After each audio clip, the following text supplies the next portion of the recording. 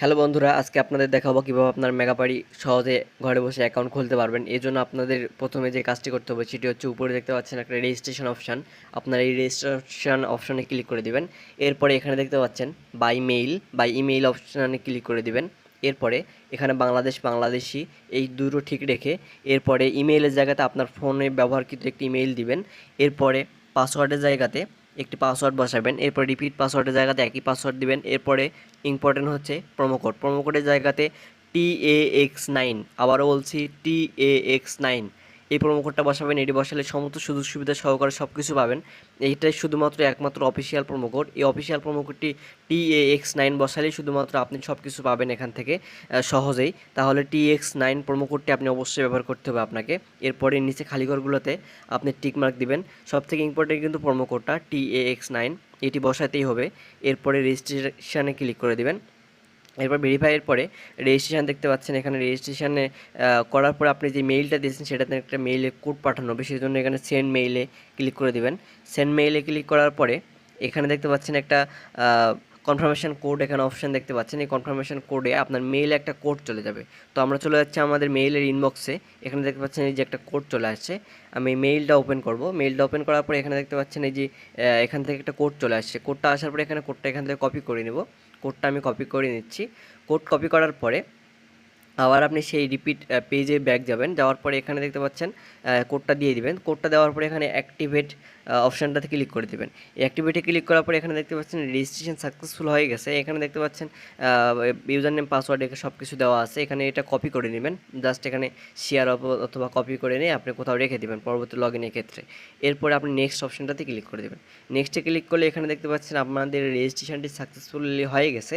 হওয়ার পরে এরপরে নিচে দেখতে পাচ্ছেন মেনু নামে একটা অপশান দেখতে পাচ্ছেন। এই মেনু অপশানটাতে আপনারা ক্লিক করে দেবেন।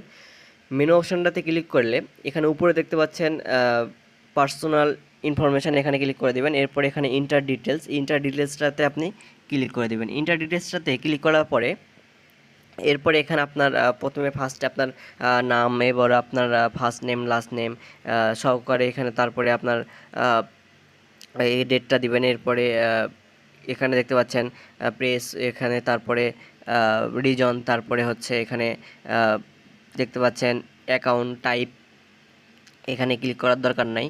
ডকুমেন্ট টাইপ, এই জায়গাতে ডকুমেন্ট কোন ডকুমেন্ট সাবমিট করতে চান সেটা দিবেন। এরপরে ডকুমেন্টের নাম্বারটা দিবেন।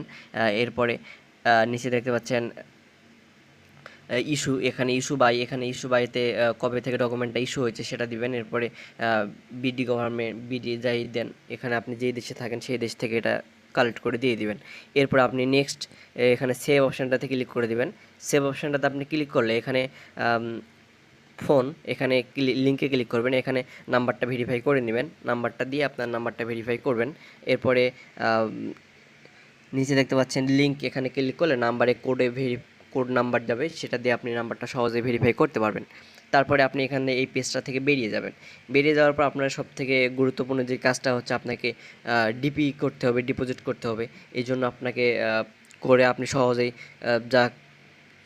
সব কিছু পেয়ে যাবেন।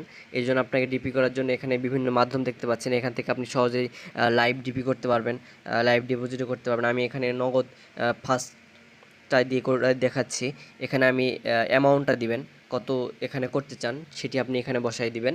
তো আমি সেটি বসিয়ে দিচ্ছি।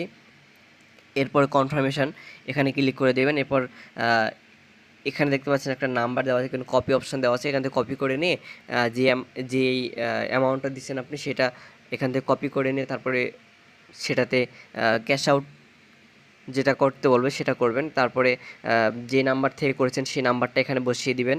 এরপর ট্রানজ্যাকশান আইডিটা বসাবেন। ক্যাশ আউট করার পরে যে নাম্বারটা ছিল সেটি বসিয়ে দিবেন।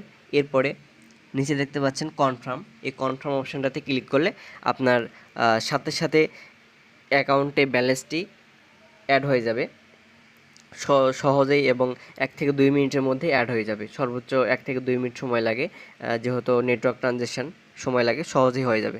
ধন্যবাদ সবাইকে, এভাবে করুন। কোনো প্রবলেম হলে কমেন্ট বক্সে দেওয়া আছে, পিন কমেন্টে আপনি কমেন্ট বক্সে চেক করতে পারেন। ধন্যবাদ সবাইকে।